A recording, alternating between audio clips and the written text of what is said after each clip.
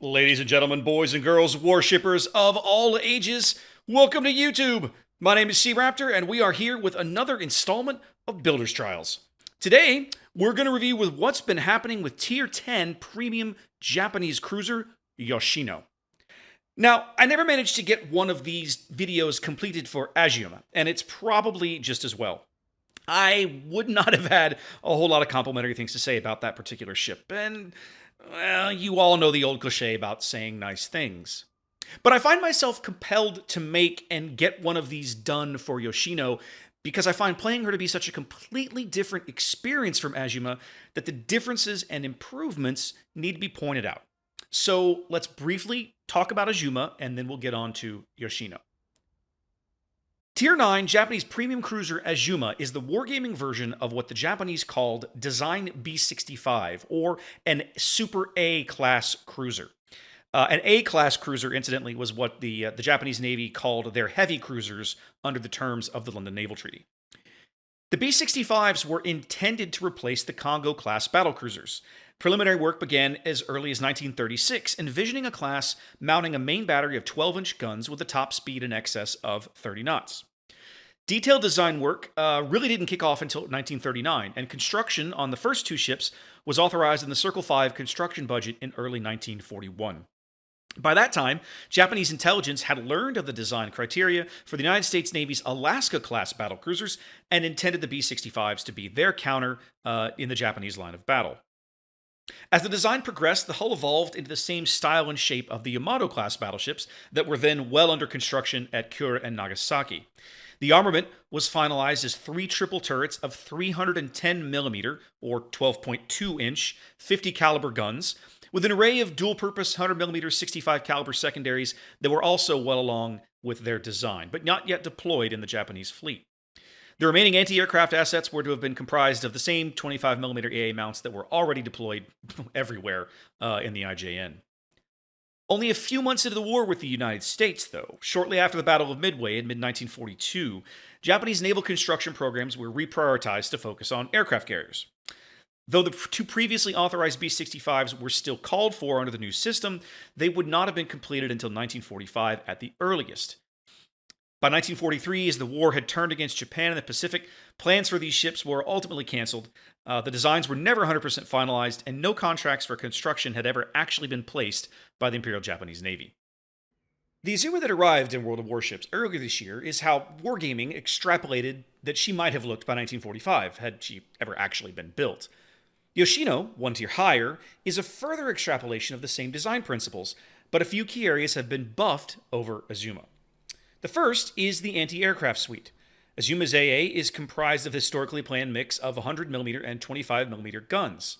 Yoshino, however, adds a ring of the 40mm Bofors, the Japanese knockoff of the 40mm Bofors, and it gives her a tremendously larger AA punch. Whereas Azuma has no middle ring of AA defense, Yoshino most definitely does, and planes that engage her will absolutely notice the difference in the anti-aircraft power of the two ships. The second is the inclusion of torpedoes into her repertoire. A lot of noise has been made about Azuma's lack of torpedoes. She's damn near the only Japanese cruiser in the game that doesn't have them, Tier 1 Hashidate and Tier 2 Chikuma notwithstanding. Yoshino makes up for this in spades, packing 4 quadruple torpedo launchers, 2 on each side of the ship, mounted just aft of amidships. Now, you gotta use these torpedoes wisely, though. These are Type 93s, identical in all respects to Shimakaze's stock torpedoes, with a range of 20 kilometers, a 62-knot speed, and a detection radius of 2.5 kilometers. They are great area denial weapons, but caution is advised because Yoshino is nearly always playing with teammates in front of her, where, well, friendly torpedoes are not that friendly to your team. The third big difference is her main battery range. Azuma tops out at 19.1 kilometers prior to upgrades. Azuma's base range is 21.3 kilometers, about a 12% increase. It doesn't sound like a whole lot, but every little bit helps in terms of how you really have to play this ship. Fourth, there's been a small buff to the armor scheme of the ship. Let me go over to Azuma and show you what I'm talking about. One of the big issues I have with Azuma is her armor layout, right? Every extremity of this ship, forward end, deck, all of it is 25 millimeter plating. It makes her incredibly vulnerable to HE shells, much the same way that French battleships are, because she can get pinned by pretty much every HE shell that's going to come her way, whether it's a 152 millimeter shell with an IFHE captain or 203 millimeter or greater HE shell. They are going to pin her all day long. Yoshino retains this weakness, right? This does not change. However, it's noteworthy. Her casemate armor and her deck armor among the center of the ship here is 30 millimeters instead of 25. Is this a huge buff? No, it isn't.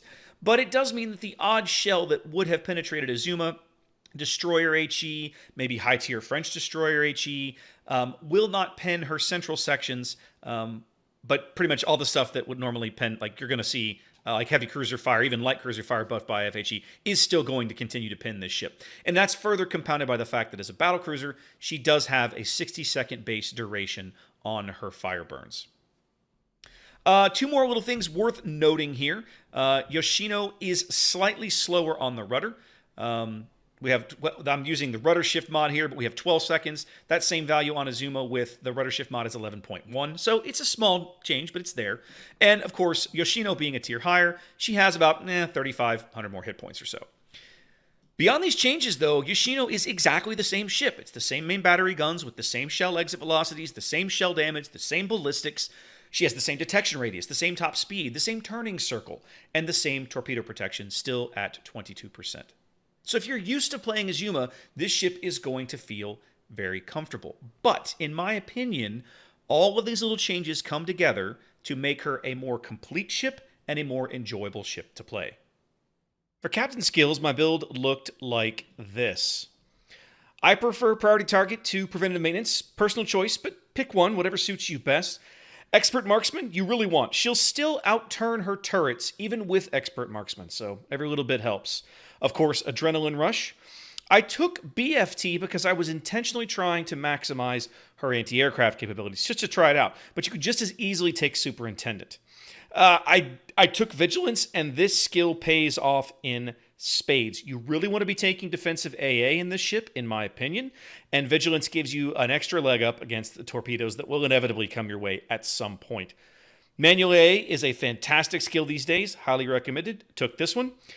You could take fire prevention if you were more concerned about the fires, but in my opinion, this skill really better serves the ship if you intend to play her more stationary and you expect to get HE rained on you all day.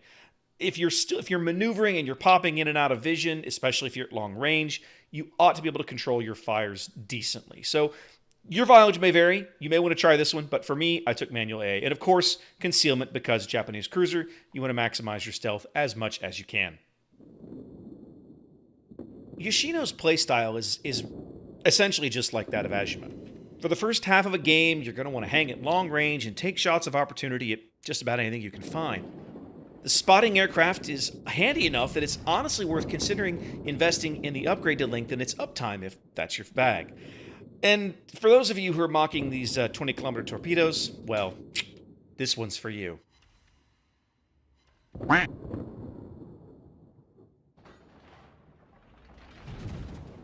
With her spotter plane up, Yoshino essentially gets battleship range with cruiser dispersion. Hell, her base range is already better than that of Grosser Kurfürst. It makes farming HP off of slower stationary battleships with her HE fairly trivial. In this particular salvo, for example, I land 6 of 9 shots at nearly 24 kilometers, and grab a fire to boot. Yoshino simply has more tools available to her in a match than Azuma, and it feels better as a result. Here's an example. This smoked Minotaur challenges my ability to land a blind fire on him and loses a chunk of HP for his trouble. Unfortunately, I don't bag the kill. As I turn back in, though, the Shimakaze that's spotting for him pushes up a little too aggressively. Vigilance, as noted earlier, keeps me plenty safe from his torpedo salvos, and with the friendly Grozavoy out in front of me spotting for me, well, this ain't battleship dispersion, sweetheart.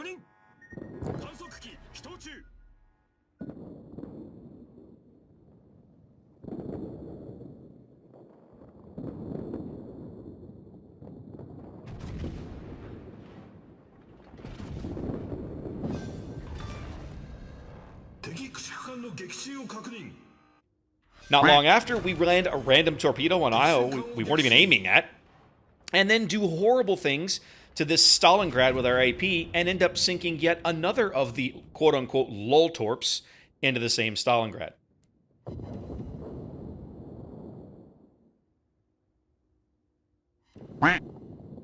Azuma's combination of consumables, guns, and torpedoes make that sequence feel really good to play out, much the same way you might find in a Zao or almost any other Japanese cruiser that you put in this particular kind of situation.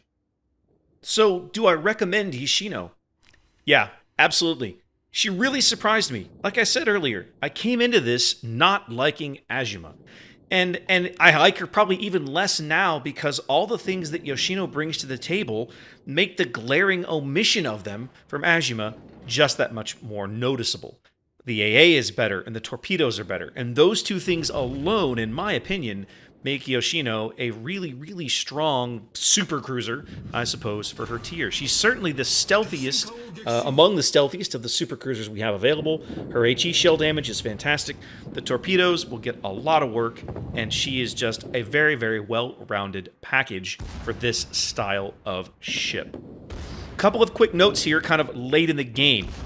Wargaming announced recently they're going to test her with 12-kilometer torpedoes, identical to those that are on Zao, and they're considering giving her the players the choice to choose between the 12-kilometer and the 20-kilometer.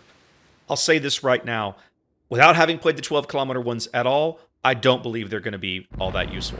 And the main reason is that this ship simply cannot take a hit when she's spotted, right? Like, what do you want to do with those torpedoes? You want to throw them at a battleship.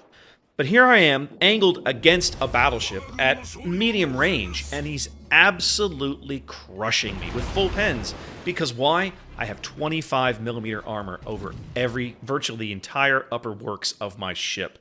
So, the idea that you're going to be able to deliver 12-kilometer torpedoes regularly with only an 11.9 detection radius is, well, I think that's going to feel pretty bad. So to me, the 20-kilometer ones are going to be far superior. Even though they have the higher detection radius and they're nominally easier to spot, I still think they're better weapons. So there you go, guys. That's our Builder's Trial look at Yoshino. Hope you enjoyed that. We're going to lose access to some of these ships, and they've just changed them. So I'm not sure exactly what we're going to get, what I'm going to be able to get together for my next video. I really, really wanted to do one on Benham. They just changed her torpedoes. So hopefully we'll be able to retain these after the patch, and I can get a video done on Benham and possibly Georgia. Georgia would be another good one to get done, so I'll work on that. Anyways, thanks for watching, guys. Appreciate you hanging around the channel. Thanks for all the subs and the comments, and be safe out there. I'll catch you next time.